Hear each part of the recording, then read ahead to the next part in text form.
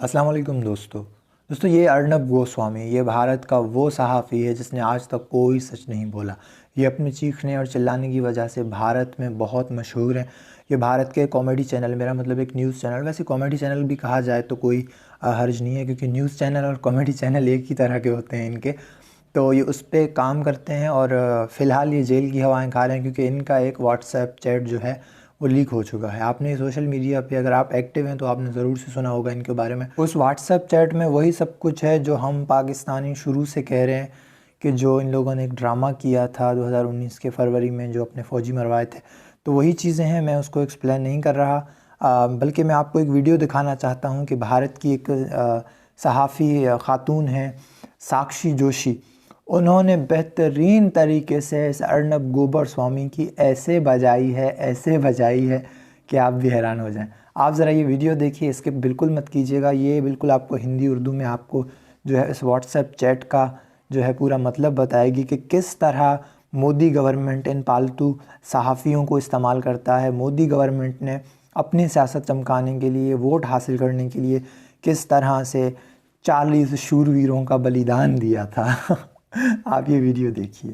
अर्नब गोस्वामी की जिस तरह की व्हाट्सएप चैट्स वायरल हो रही हैं वो बेहद शर्मनाक है। पूरे पत्रकारिता के प्रोफेशन के लिए बेहद शर्मनाक है। इस आदमी ने पूरे प्रोफेशन को ऐसा डिस्क्रेडिट कर दिया है कि अब आज के बाद मुझे नहीं लगता कि कोई भी आदमी किसी भी पत्रकार पर कभी विश्वास करना चाहेगा, किसी भी चैनल के संपादक पर कभी विश्वास करना चाहेगा। ये बिल्कुल सही मायनों में सुपारी संपादक बनकर सामने आया है। इस टेररिस्ट अटैक में हम लोग की जीत बहुत जबरदस्त हुई है।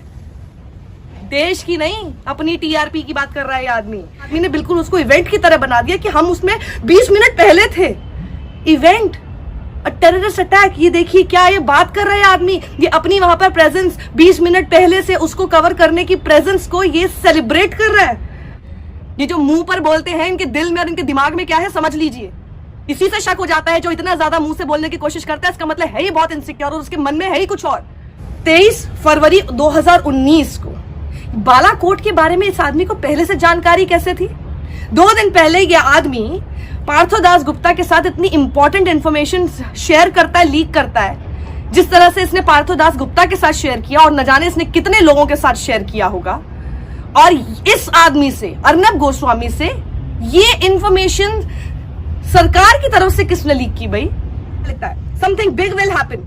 पूरी श्योरिटी के साथ इसने कहा that something big will happen, something major will be done this time. इसने बोला कि इस बार कुछ बहुत बड़ा होने वाला है और बहुत बड़ा किया जाएगा।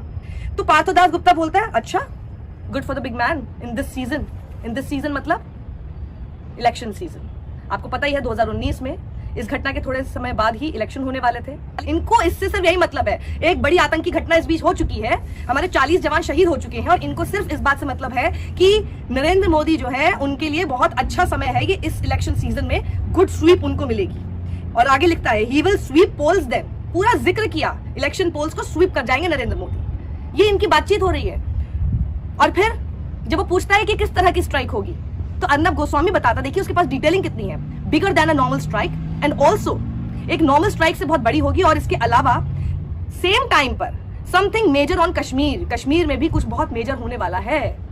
ऑन पाक the government is confident of striking in a way that people will be elated. वो कह रहा है कि पाकिस्तान वाले मामले पर जो गवर्नमेंट है, जो सरकार है, अब इस आदमी कितनी पहुंचे सरकार में, तो सोचिए ये सरकार की क्या सोच को यहाँ पर बयां करता है। अब आप इसको ध्यान से सुनिएगा। पाकिस्तान के मसले पर सरकार पूरी तरह से कॉन्फिडेंट है इस तरह से हमला करने को लेकर, जिससे कि लोग बहुत खुश हो जाएंगे। लोगों की खुशी वॉज इंपॉर्टेंट, शहीदों का बदला लेना was not important. Election time था और लोग खुश होने चाहिए। देखिए, हम तो शुरू दिन से यही कह रहे थे ना, वज़ीर आज़म पाकिस्तान ने यही कहा था कि ये मोदी में जो है एक पुरानी आदत है जो अपनी सियासत के लिए वो कुछ भी कर सकता है। तो हम तो शुरू दिन से ये कह रहे थे, लेकिन भारत की आवाम नहीं समझ रही थी। लेकिन अल्लाह का लाख लाख शुक्र है कि आज ये व्हाट्सएप चैट लीक होने के बाद इस तरह साक्षी जैसी बहुत सारे ऐसे सहाफ़ी हैं, ख़ातून और मर्द हजरात हैं, जो इस अर्नब गोस्वामी के बाद अब मेजर गोबर आर्या के लिए भी मुतालबा कर रहे हैं कि इसके व्हाट्सएप की भी चेकिंग की जाए, क्योंकि ये इसका बहुत ही करीबी है और ये भी रिपब्लिक भारत पे जो है सारा दिन जहर उगलता रहता है। ये वीडियो आगे जारी है, आप ये वीडियो देखिए। इसीलिए आपने देखा था कि जब चीन ने इसी प्रकार की घटना हमारे साथ की, हमारे ऊपर हमला किया, हमारी शहादत भी हुई, तब इस तरह का रिएक्शन कोई हमारे देश की तरफ से तो नहीं आया, ना ही इलेक्शन था, और आप लोगों को सिर्फ इसी बात से खुश कर दिया गया कि चलो टिकटॉक बैन कर दिया जाए।